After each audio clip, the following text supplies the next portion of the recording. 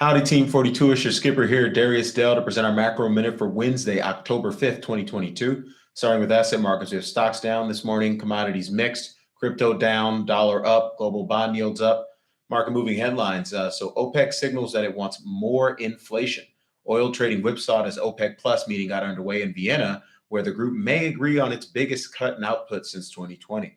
A larger reduction, as much as 2 million barrels a day, is in the cards, and it will irk the U.S. and potentially fan global inflation. U.S. officials are making calls to counterparts in the Gulf, trying to push back against the move, people familiar with the matter said. This is clear that Saudis and likely Russia as well are drawing a line in the sand at somewhere around $80 a barrel for WTI, probably 85 in terms of Brent, or 90-ish in terms of Brent. So that this is this is going to be an issue in Q4 if these guys try to push through a big reduction that would obviously restrict the supply of crude oil and cause more energy price inflation. Recall that energy prices have been really the primary driver of the disinflation we've seen off the June highs. Shifting gears, slowing growth does not equal below trend growth, at least not yet here in the U.S. economy. So yesterday's factory orders and JOLTS data were marginally confirming of our view that domestic economic growth is slowing, but from a still above trend pace. For example, the sharp slowdown in factory orders to 3% on a 3-month annualized basis compares to a 10-year mean 3-month annualized rate of change of 2.2%, so 80 basis points above trend.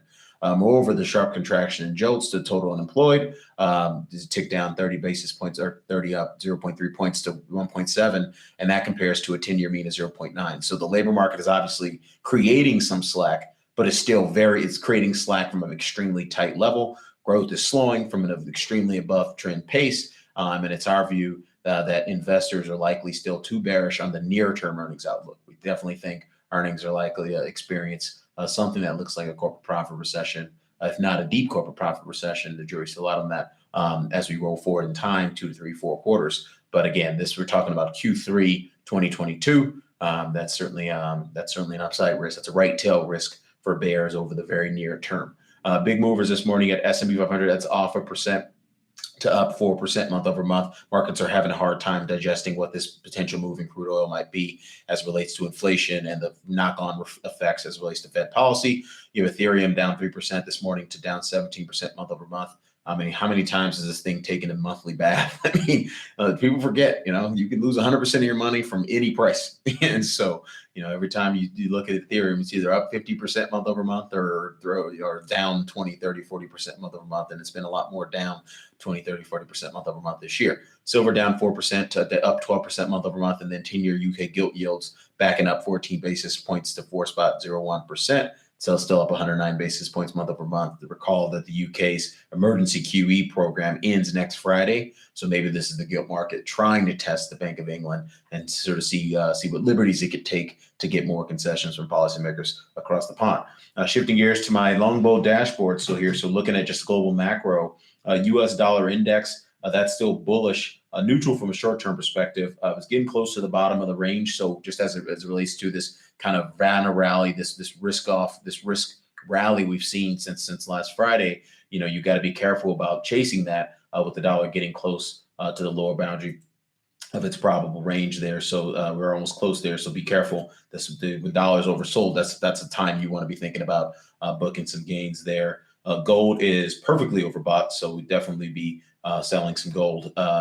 Those of you who maybe chase that or shorting gold rather, because it's bearish from a medium-term momentum standpoint. 10-year in the middle of the range. S&P 500, that is getting towards the upper boundary of its probable range there. Not quite there yet. Around 38.74 is the upside target there. How could you get the 38.74 in the coming days? Well, you could get a downside surprise in the wage data on Friday. So we get the payrolls report on Friday, so that might perpetuate that. But again, we'd be sellers at the upper boundary of that range there. NASDAQ 100s also getting towards the upper boundary of its range. Russell 2000 getting towards the top of the trading range as well. So again, we definitely think there's an opportunity to sell some equity and credit and really asset risk broadly coming up in the coming days here.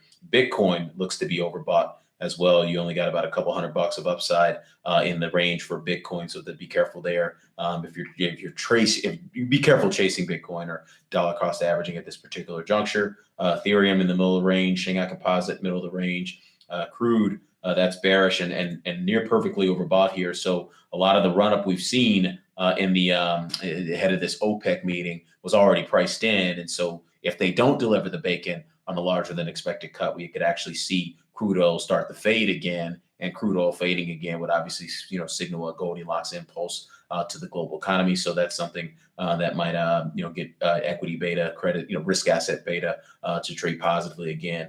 And then lastly, ag still bearish in the middle of the range. Industrial metals still bearish in the middle of the range. And then my favorite treat, just signing off. So refreshing my global macro sheet with over 300 individual equity ETF exposures. Nothing's really oversold today. The best signal out there right now is on the short side of platinum. I would actually start. Let me take that back. Platinum is neutral from the momentum standpoint, so I wouldn't necessarily say you need to run out and short it. DBC, the broader commodity index, is probably a better short sale candidate because it's both bearish from a medium term perspective and also getting towards the upper boundary of that range. What else do we got here? Looking for some folks who's itching. A lot of bears out there on FinTwit, so trying to give you guys some signals here. Switzerland, that's bearish and getting close to overbought there. So EWL is the ticker there. So definitely go check those signals out. Definitely go have some fun in some markets today, my trader friends. And oh, by the way, there's this thing called research. People still do that. And the people that do that tend to have better returns, as is proven in 2022. And one of those research powerhouses, new but a big research powerhouse called 42 Macro, is publishing its October macro scouting report this afternoon. 150 slides of all the information you need to not get blown up by macro again and again and again. I'm so sick of people getting whipped around this year. It's quite annoying because, again, you don't have to. It's a choice. Cheers.